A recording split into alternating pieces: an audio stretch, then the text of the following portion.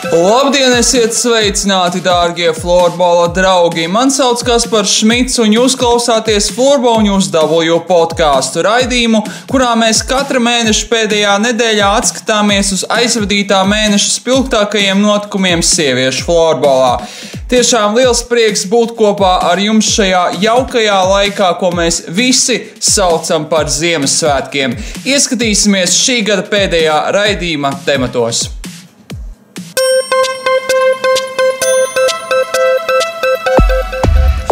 Sieviešu virslīgā pa uzvarai regulārā turnīra vadošajām komandām. Krustpils pašlaik 4. vietā 1. līgā, taču izšķirošās spēles vēl priekšā. Kā vērtēt sezonas pirmo pusi? Intervija ar komandas treneri Dmitriju Misikeviču. Kāda situācija Igaunijas sieviešu florbolā? Slikta. Kāpēc un kāds sakars tam ar Latviju? Par to raidījuma beigās.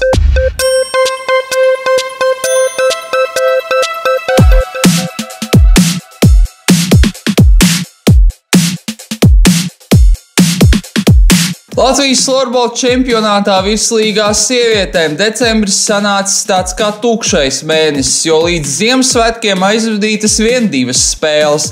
Tajās pie uzvarām izdevies tikt vadošajām regulārā turnīra komandām Rubenei un Florbola klubam Ķekava.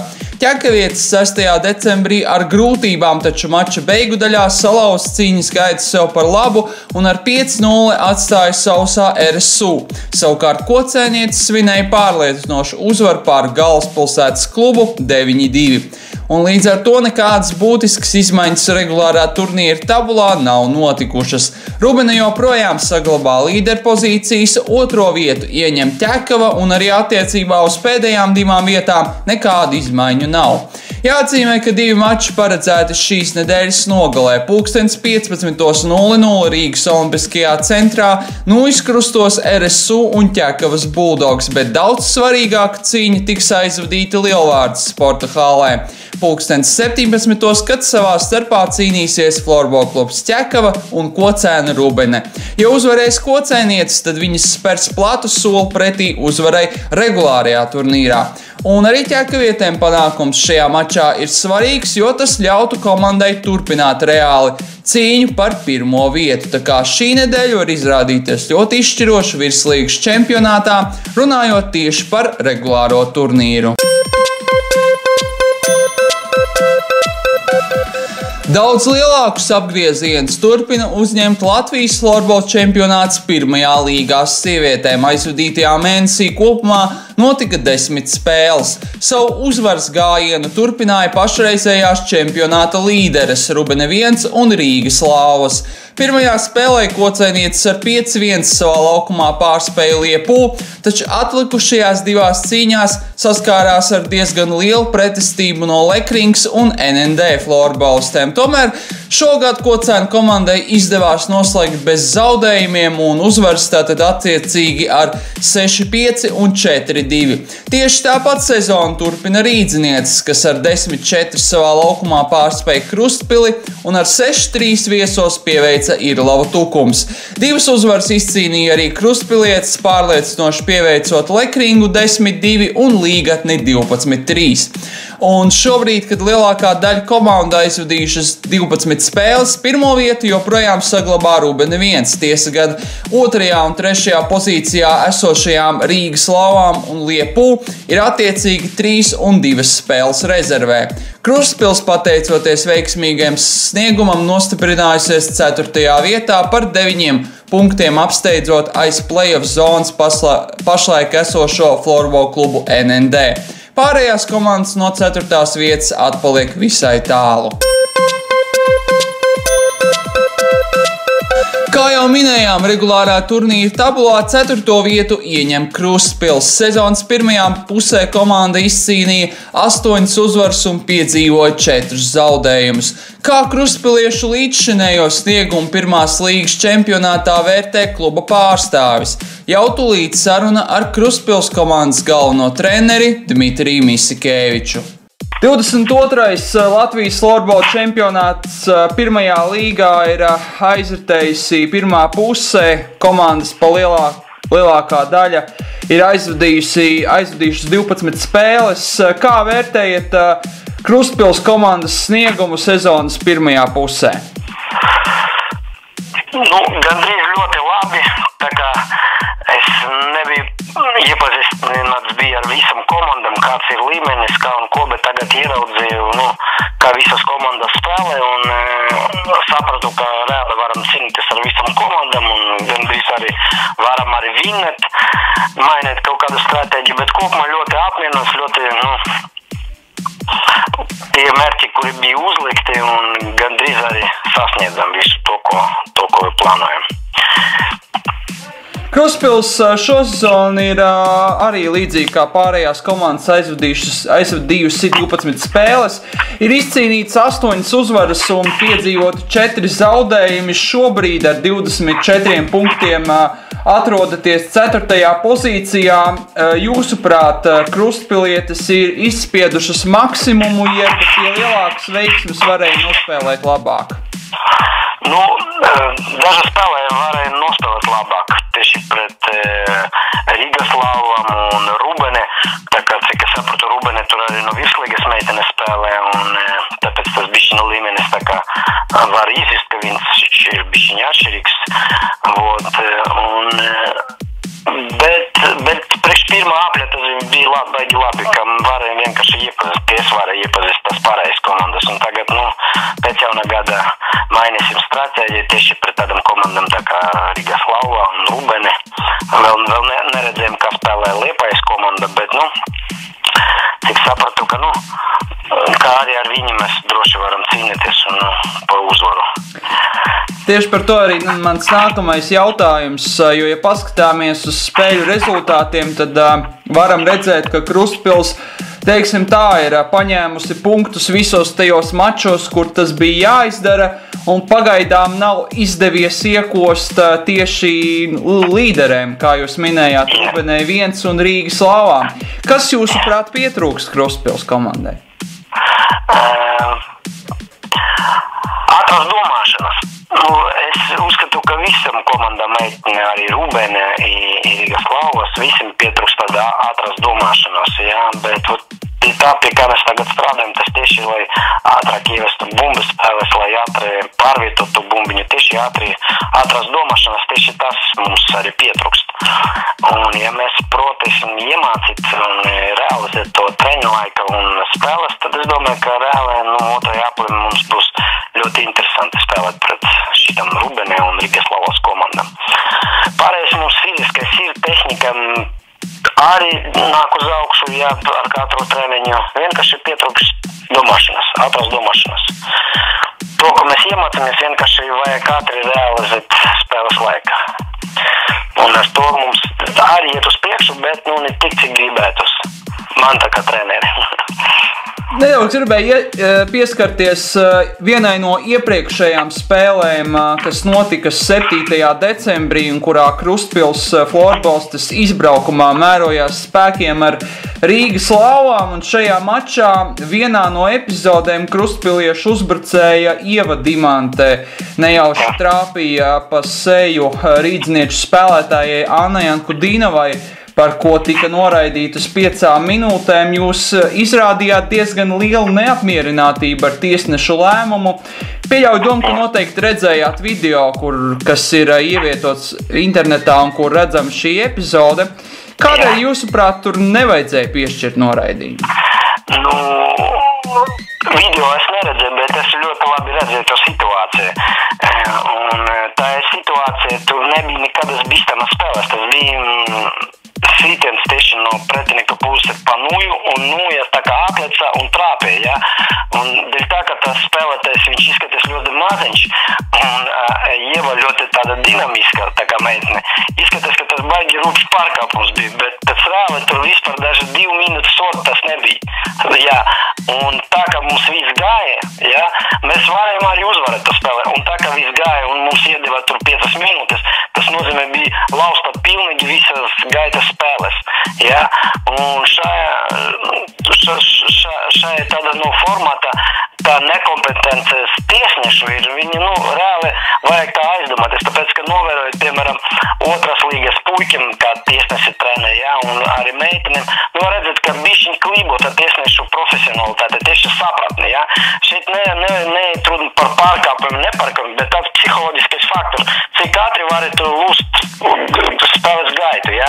Neiedziļināties, piemēram, pēc būtības var redzēt, ka spēlētājs ir ļoti maziņš, ja? Un viņi ir maza meitene, un viņi forša spēle, ja? Bet dēļ tā, ka viņi maziņa un tā kā var izskatīties, ka pret viņu tā kā rūpīgi nospēlēts, ja?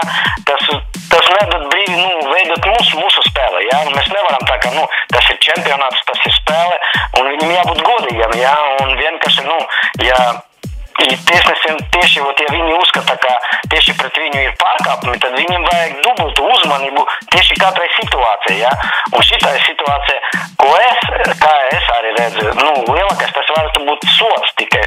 Daži neiedot 2 minūtes, bet tur vispār bija iedot 5 minūtes, un, lausta bija pilnīgi mūsu vidi. Bet, ja jūs novērojat, tur bija tā, ka, pēc tā arī tie goli vairs, spēle bija salausta, var teikt, dēļ tiesnesim lēmumu.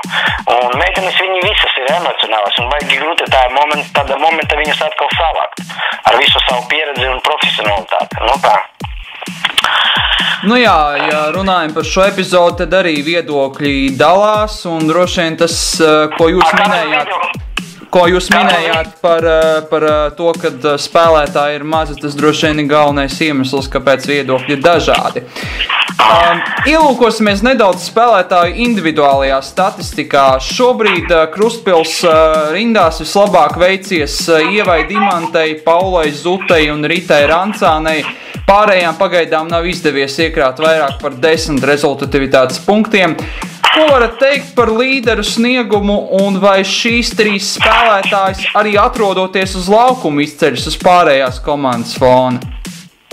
Viņi arī atrodas visvairāk, ka viņi spēlē uzbrukumu, viņi spēlē visi 3-1 maiņa, un visvairāk arī atrodas uz laukuma. Un tā pieredze arī Ievai un Paulai ir vairāk nekā pārējiem meitenēm tur visam, bet, ļoti labi sasniegumi tieši Ritai Rancānei, parāda, viņi spēlē tikai, cik es sapratu, 2. gadu, bet, tā sapratne tieši, kā centrālam spēlētājiem ļoti tāda patīkami izbrīnīts, ka, viņi ļoti labi padodas, tāda īsa laika, Salīdzinot tie Paula un Dimante jau spēlē tur, gandrīz 4. gadu, tad, Rita Rancāne viņa spēlē tikai 2. gadu. Jā, tā kā, ļoti apmierināts ar tieši šito centrālu spēlētāju, un es domāju, ka viņi ir ļoti labas perspektīvas. Krustpils vārdsardzei Alisei Lakijai Širvei šosezon pirmajā pusē bijis ļoti daudz darba. Viņa ir aizvadījusi pilnas 12 spēles, 720 minūtes un atvairījusi 85,95% metienu, pašlaik ieņemot 4. vietu labāko vārdsargu sarakstā. Kā vērtējat Alises sniegumu?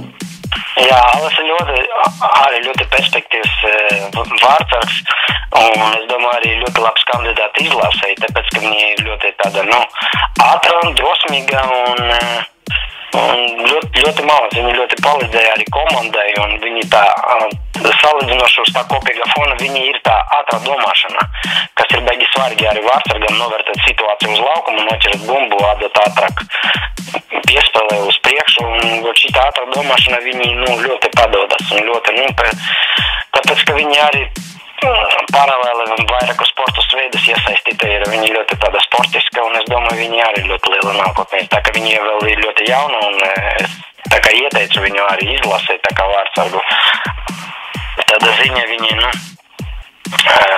ļoti liels prieks par šito ātru domāšanu, tāpēc, ka es uzskatu, tas līmeņa florbols, viņš tieši atšķiras tā profesionalitāte tieši ar to ātru domāšanu, cik spējīgs spēlēties novērtēt situāciju ātri, izriekoties, un tāpēc tagad viņi ļoti atšķiras, ja mēs pastamies tur, piemēram, 10 gadi atpakaļ florbols, viņš bija ļoti lēns, doma, piespēle, pārvietojas, tagad ļoti ātri, 1, 2, 3 piespēles, un tas ir varētu būt gols, un tāpēc florbols iet uz priekšu, un ja spēlētāji spējīgi ātri novērtēt situāciju, un izdarīt kaut kādu pareizu secību, tas ir, ar to viņš arī būs sasniedzis savus panākumus. Jums šī ir pirmā sezona kā trenerim, vismaz Latvijā. Pirms tam esat spēlējis Ukrainas čempionātā, tagad vadat Krustpils komandu. Kāds jums iespējas ir radies par krustpilietēm, par spēlētājām, jūsu domas? Nu, tad, kad viņi tikai sāka savas florbola karjeru, es biju arī pie pašiem sākumiem. Un man bija patīk viņu pasēst, tad, kad es atgriežos tagad atpakaļ, cik viņi, paši ar savu entuziasmu, sasnieguši, ar pašmotivāciju un vēlēšanos kaut kur piedalīties. Un tas bija patīkami, pārsteigts par to, bet, tagad, kad man radies iespējas arī palīdzēt viņam arī visas tādas, profesionāli un tehniskas lietas sakārtot, var redzēt, ka, meiteni ļoti ar lieliem soļiem iet uz priekšu. Puikam bišķiņ grūtāks, bet es domāju, ka ja mēs mēģināsim veidot kaut kādu nopietnāku klubu, piramīdu veidīga, un ka 2-3 gadu laikā mēs varētu vēl no jauniešiem dabūt uz to pašu otru līgu un uz to pašu pirmo līgu pa meiteniem jaunu spēlēties, tad, pēc kādiem dažiem gadiem varētu būt ļoti labs perspektīvs klubs arī, kas varētu stāties lieliem klubiem pretī Latvijā, tā. Kā jau minējām, sezonas pirmā puse ir pagājusi un šobrīd Krustpils komanda atrodas 4. vietā, taču priekšā vēl ir daudz spēļu un viss kaut kas var mainīties. Kādi plāni komandai sezonas otrajā pusē un ko vajadzētu uzlabot, lai, teiksim tā, sniegums kļūtu labāks? Plāni viennozīmīgi kļūt trīnieka, tas ir, tāds stabils, 100% mērķis, uz ko mēs arī ejam, un es domāju, ka ja mēs spēsim šito ātru domāšanu ātri realizēt un iztenot spēles laikā, es domāju, ka mēs reāli ar visam 3 komandām varam ļoti līdzvērtīgi cīnīties un uzvarēt. Ko jūs novēlat visiem florbola līdzstājiem jaunajā gadā? Jaunajā gadā atrast katram pašmotivāciju tādu, lai sasniegtu uzliktus mērķus, un lai patiešām tas ceļš pie tām mērķiem, lai process sagada gandarījumu, ne galīgais mērķis, bet pats process. Tāpēc, ka daži mēs neatnācam pie tā mērķa, bet ja mēs spēsim baudīt procesu laika gaitā, darot, tas būs tāds labs patīkams process, kuram mēs ejam cauri. Uz šīs nots arī mēs noslēgsim sarunu. Paldies jums par interviju un novēlam arī jums laimīgu, izturības pilnu un panākumiem bagātu jauno 2015. gadu. Paldies jums arī. Paldies. Tas bija Krustpils galvenais treneris Dmitrijs Misikevičs. Runājām par komandas sniegumu sezonas pirmajā pusē, bet mēs turpinām ar Latvijas izlasi. Latvijas sieviešu izlase turpina cītīgi gatavoties 2015. gada pasaules čempionāta kvalifikācijas turnīram. Laika posmā no 12. līdz 14. decembrim Kocēnu sporta namā notika trēniņu nometne, kuras ietvaros tika aizvadītas 2 pārbaudes spēles. Pirmajā mačā mūsu dāmas atstāja sausā STK ar 3-0, bet otrajā ar 3-5 atzina Ežu pārākumu.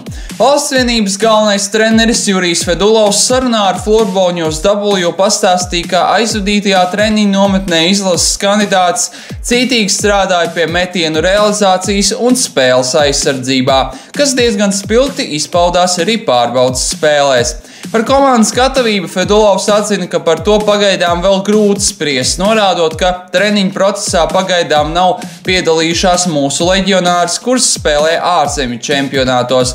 Viņš sacīja, ka janvāra otrajā pusē paredzētas vēl 2 treniņu nometnes, pēc kurām jau varēs objektīvāk 10 baļu sistēmā novērtēt, kādā līmenī ir valsts vienība, tā kā svarīgākais sagatavošanās posms vēl tikai priekšā. Un atgādinām, ka 2015. gada pasaules čempionāta kvalifikācijas turnīra spēles Latvijas sieviešu izlase aizvadīs Vidzemes Olimpiskajā centrā no 3. līdz 7. februārim. Mūsu dāmas mērosies spēkiem ar Šveices, Dānijas, Ungārijas, Spānijas un Francijas valsts vienībām.